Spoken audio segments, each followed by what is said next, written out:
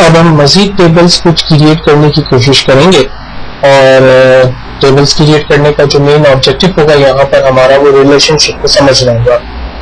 Relationship की मदद से हम बेसिकली टेबल्स को आपस में इंटीग्रेट कर देते हैं, आपस में मिला देते हैं, जिससे एक दूसरे टेबल में मौजूद इंफॉर्मेशन को हम आपस में शेयर कर सकते हैं, रिव्यू कर सकते हैं और अगर कोई चेंजिंग वगैरह है तो वो हम उसको कर सकते हैं। तो ऐसा करने के लिए सबसे पहले मैं एक टेबल क्रिएट करता हूँ। ये टेबल बेसिकली स्टूडेंट के पेरेंट्स से खास तौर पर रिलेट होगा। इस वक्त हमने जो टेबल अब तक क्रिएट किया है वो टेबल स्टूडेंट की मार्कशीट से रिलेट या उसके रिजल्ट से रिलेट है। अब हम दो और टेबल्स क्रिएट करने जा रहे हैं, जिसमें पहला टेबल स्टूडेंट की पर्सनल डिटेल्स से ताल्लुक रखता होगा और दूसरा उसके फीस स्ट्रक्चर से ताल्लुक रखता होगा। और फिर हम उन टेबल्स को आपस में मर्ज करेंगे और देखेंगे कि किस तरह से उनकी रिलेशनशिप्स क्रिएट होती है। तो हम टेबल डिजाइन में जा रहे हैं और सबसे पहले हम आईडी नाम की एक फील्ड क्रिएट कर रहे हैं जिसको हमने नंबर किया हुआ है। उसके बाद स्टूडेंट नेम के नाम से हमने फील्ड क्रिएट की। देन उसके बाद नेम, फादर लाइक संदेश दे देते हैं नंबर के अंदर, address, phone number, email address, right. छोटा सा एक फॉर्म बना दें ताकि हमें चीजें समझ में आए कि हम कर क्या रहे हैं और किस तरह से हमने काम करना है। अब इसमें चूंकि हमें रिलेशनशिप बिल्ड करना है, इसलिए हम स्टूडेंट नेम की फील्ड को एज अ प्राइमरी की क्रिएट करेंगे। रिलेशनशिप क्रिएट करने के लिए दो बातों का ख्याल रखना होता है। पहली चीज ये कि जब दो टेबल्स के आपस में आप रिलेशनशिप क्रिएट करते हैं तो उनकी फील्ड के नाम सेम होने चाहिए, उनकी डाटा टाइप सेम होनी चाहिए और उस फील्ड को एज अ प्राइमरी की आपको क्रिएट करना होगा।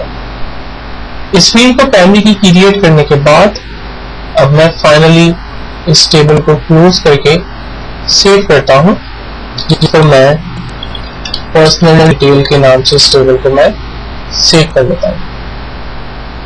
अपने स्टूडेंट डिटेल के टेबल पर राइट क्लिक करके इसके डिजाइन व्यू पे जाता हूं और यहाँ पर पहली फील्ड जो स्टूडेंट आईडी है, सिंपल आईडी करके इसकी डाटा टाइप को नंबर कर देता हूं, जबकि दूसरी फील्ड जो कि स्टूडेंट नेम के नाम से है इसको एज अ प्राइमरी की क्रिएट करके सेव कर देता हूं।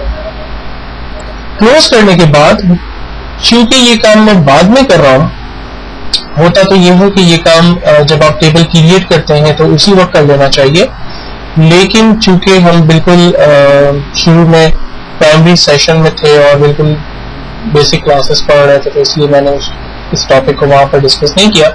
लेकिन जैसे जैसे आप एक्सेस में एक्सपर्ट होते जाएंगे तो मैं आपको रिकमेंड करूंगा कि आप ये काम जो है वो एक्सेस में जब आप टेबल क्रिएट करें बिल्कुल स्टार्ट में या ब्रेनस्टॉर्मिंग करें जब आप, तब उस वक्त ही रिलेशनशिप के लिए काम कर लीजिएगा, वरना बाद में तो आपको कुछ प्रॉब्लम फेस करना पड़ सकता है।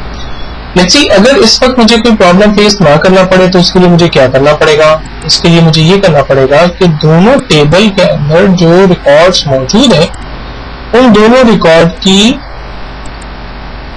जो रिकॉर्ड कीपिंग है वो दोनों मुझे सेम करनी पड़ेगी। और इसमें आईडी की फील्ड जो है वो मेरी मिसप्लेस्ड हो गई है, तो मैं सबसे पहले इसको ठीक कर लेता हूँ। लाइक स्टूडेंट आईडी जो कि अब सिर्फ आईडी है, मैंने इसको ठीक कर लिया है। ऑलराइट, देन चूंकि दोनों टेबल में रिकॉर्ड सेम होने चाहिए, इसलिए मैं अपने पर्सनल टेबल को ओपन कर लेता हूं और अपने स्टूडेंट टेबल को भी ओपन कर लेता हूं और दोनों के रिकॉर्ड को सेम कर देता हूं। क्योंकि यहाँ पर रिकॉर्ड बहुत ही कम है, इसलिए मुझे इनको टाइप करने में ज़्यादा देर नहीं लगेगी। लेकिन अगर आपने रिलेशनशिप शुरू में क्रिएट नहीं की और आपने बहुत ज़्यादा रिकॉर्ड्स ऐड कर दिए तो फिर डेफिनेटली आपको ये प्रॉब्लम फेस करना पड़ सकता है। लाइक मेरे पास फर्स्ट वन है अली, फादर नेम दिया, एज भी हम ड्रॉप डाउन के जरिए जो है वो डिफाइन कर सकते हैं, जो हमने पहले दिया था उसी तरह से आप क्रिएट कर सकते हैं। अदरवाइज आप जो है वो बाद में भी कर सकते हैं।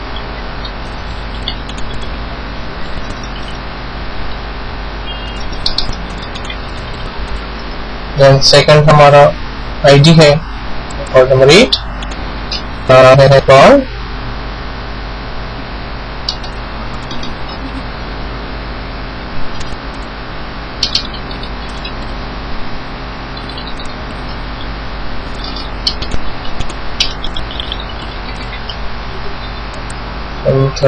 टाइप कर लेते हैं।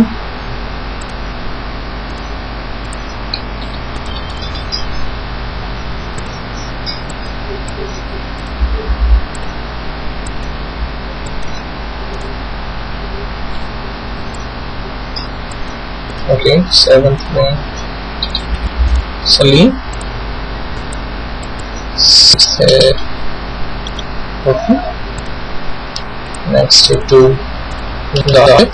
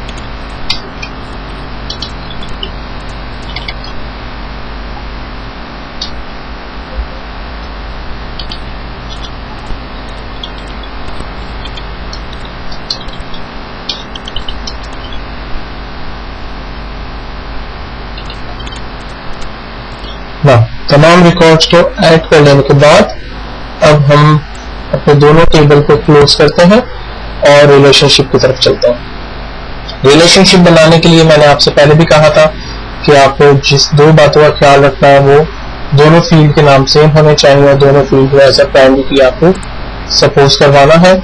तो हमने अपने पहले टेबल को जो कि हमारा स्टूडेंट टेबल है उसकी डिटेल को हमने स्टूडेंट फील्ड को एज अ प्राइमरी की क्रिएट किया हुआ है और हमारा पर्सनल डिटेल के नाम से एक और टेबल है उसमें भी फील्ड का नाम है स्टूडेंट नेम, उसको भी एज अ प्राइमरी की हमने क्रिएट किया हुआ है। ये दोनों काम कर लेने के बाद अब हम डेटाबेस टूल्स में जा रहे हैं इसके टैब पर और यहाँ पर ऑप्शन अवेलेबल है रिलेशनशिप। रिलेशनशिप पे क्लिक करने के बाद दोनों टेबल हमारे पास मौजूद है।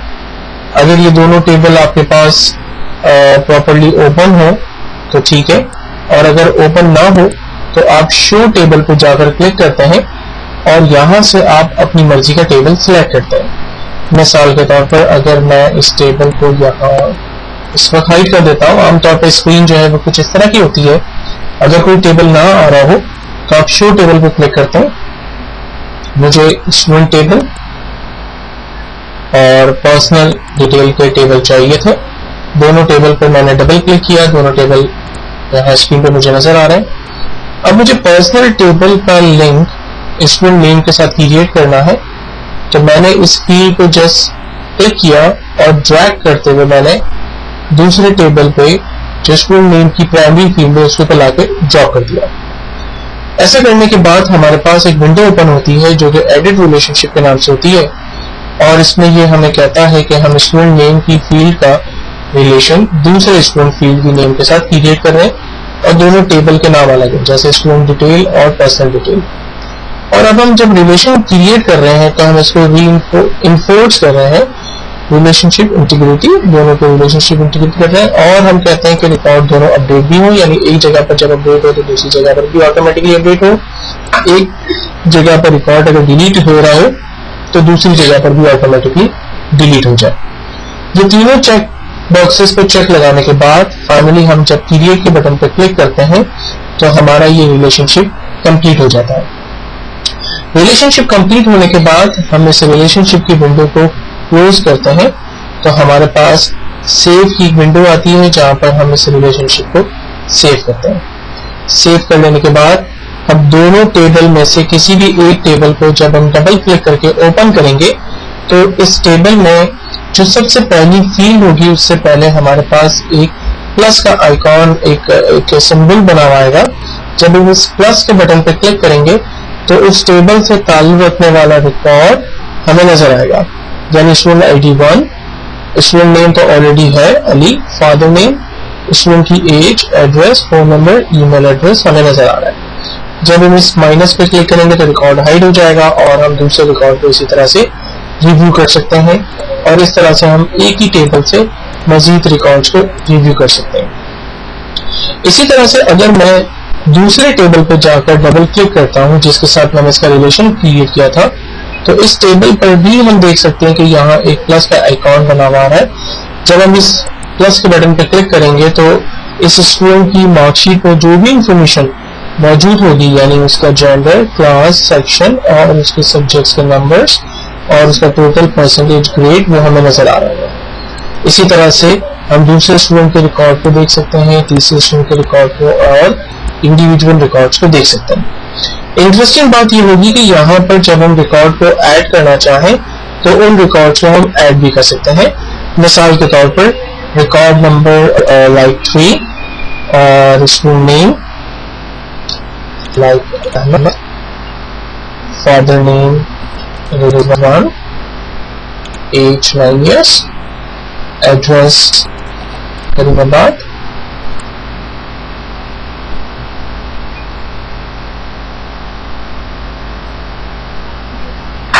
relationship number, and then finally